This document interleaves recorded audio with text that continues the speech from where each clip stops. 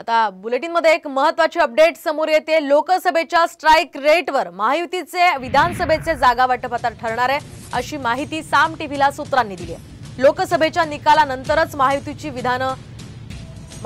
विधानसभेची रणनीती ठरणार आहे। दरम्यान ज्या पक्षाचा लोकसभेमध्ये स्ट्राइक रेट चांगला असेल त्या पक्षालाच विधानसभेमध्ये जास्तीच्या जागा मिळतील अशी माहिती सूत्रांनी दिली आहे। त्यामुळे आता महायुतीत कुणाला किती जागा सोडायच्या हे राज्यातील लोकसभा निकालावर अवलंबून आहे। त्यामुळे लोकसभा निवडणुकीचा स्ट्राइक रेट महायुतीसाठी अतिशय महत्त्वाचा ठरणार आहे।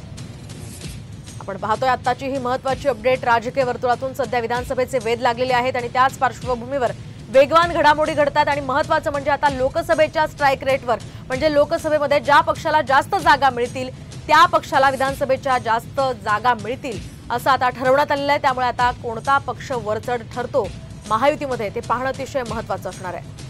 आपण पाहतोय राष्ट्रवादी अजित पवार गट, शिवसेना शिंदे गट आणि भाजप हे तीन पक्ष आहेत आणि या तिघांमध्ये खरं तर जागांसाठी चढाओढ सध्या सुरू असल्याचं दिसतंय।